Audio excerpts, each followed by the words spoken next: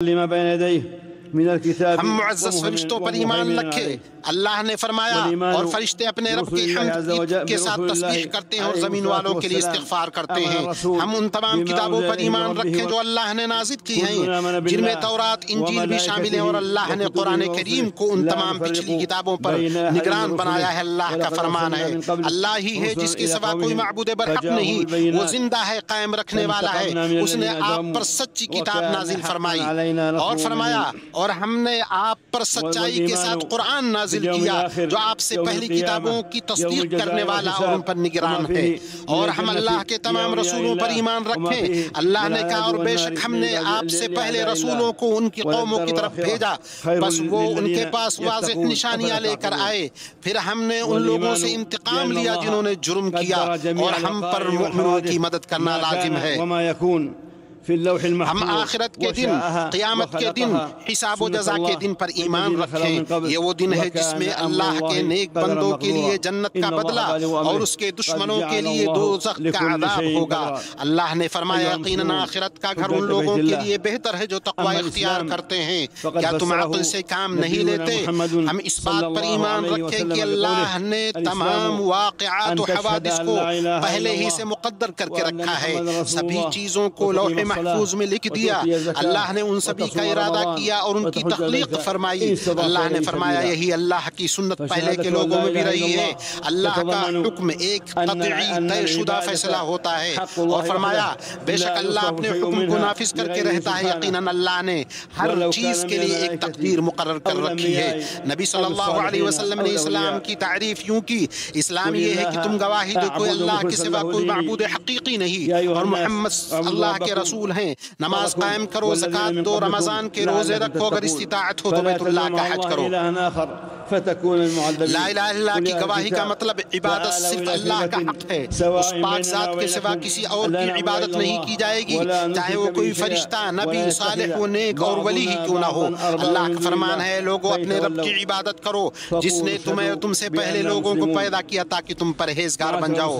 اور فرمایا تم اللہ کے ساتھ کسی اور معبود کو مت پکارو ورنہ تم سزا پانے والوں میں سے ہو جاؤ گے۔ اور اللہ نے فرمایا کہہ دیجئے اے اہل کتاب آؤ ایسی بات کی طرف جو ہمارے اور تمہارے درمیان یکساں ہے کہ ہم اللہ کے سوا کسی کی عبادت نہ کریں اور اس کے ساتھ کسی کو شریک نہ ٹھہرائیں، ہم میں سے کوئی دوسرے کو اللہ کے سوا رب نہ بنائے، پھر اگر وہ اعراض کریں تو کہہ دو گواہ رہو کہ ہم مسلمان ہیں۔ صلی اللہ علیہ وسلم فی امرہ اسی میں نفس کی عزت ہے اور اس کی انکساری صرف اللہ کے لیے ہے۔ اللہ نے فرمایا اگر تم کو اللہ کوئی تکلیف پہنچائے تو بجز اس کے کوئی اور اس کو دور کرنے والا نہیں، اور اگر وہ تم کو کوئی خیر پہنچانا چاہے تو اس کے فضل کو کوئی روکنے والا نہیں، وہ اپنا فضل اپنے بندوں میں سے جس پر چاہے نچھاور کر دے، وہ بڑی مغفرت اور بڑی رحمت والا ہے۔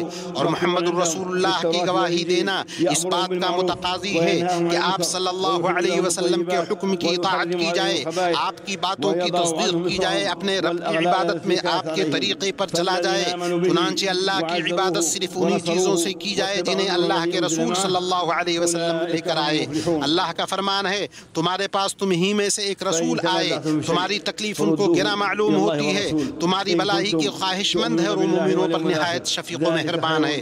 اور فرمایا جو اس رسول نبی امی کی پیروی کرتے ہیں جس کا ذکر وہ اپنے پاس تورات و انجیل میں لکھا ہوا پاتے ہیں۔ اور فرمایا اگر تم میں کسی چیز کا اختلاف ہو جائے تو اسے اللہ اور اس کے رسول کی طرف لوٹا دو، اگر تم اللہ پر اور آخرت کے دن پر ایمان رکھتے ہو، ایسا کرنا بہت بہتر ہے اور انجام کے اعتبار سے بہت اچھا۔ اور محمد صلی اللہ علیہ وسلم کے لیے رسالت کو ثابت کرنے کا مطلب امت کے بیچ موجود تنازع کو رفع کرنا اور اس کے سرچشمے دلیل کو متحد کرنا ہے۔ اس سے عبادتیں متحد ہوں گی، ان کی ادائیگی کے طریقے مختلف نہیں ہوں گے، یوں امت کتاب و سنت میں وارد نہ ہونے والے طریقے پر عبادت کر کے بدعتوں سے محفوظ رہے گی۔ اس طریقے سے لوگ اکٹھے ہوں گے اور دل باہم مل جائیں گے۔ اسلام کے ارکان میں سے دوسرا رکن نماز قائم کرنا تاکہ وہ بندے اور اس کے رب کے درمیان رابطے کا ذریعہ ہو، اس کی نجات اور وقت کی تنظیم کا سبب ہو، بندے کے احساس کا ذریعہ ہو کہ اس کا رب اس کے دیکھ رہا ہے، اس سے وہ بڑے کاموں اور ذمہ داریوں کو انجام دینے کی ٹریننگ پائے گا۔ نماز میں ظاہر و باطن کی طہارت اور معنوی و حسی طہارت ہے۔ باجماعت نماز سے سماج میں ہم آہنگی ہوتی ہے اور لوگوں میں باہمی محبت پیدا ہوتی ہے۔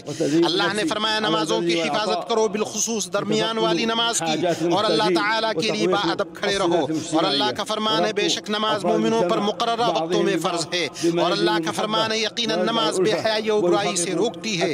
اللہ کا فرمان ہے یقیناً ایمان والوں نے فلاح حاصل کر لی جو اپنی نماز میں خشوع کرتے ہیں۔ اور فرمان ربانی ہے ایمان والو جب تم نماز کے لیے اٹھو تو اپنے منہ کو، اپنے ہاتھوں کو کوہنیوں سمیت دھو لو، اپنے سروں کا مسح کرو، اپنے پاؤں کو ٹخنوں سمیت دھو لو، اگر تم جنابت کی حالت میں ہو تو غسل کرو۔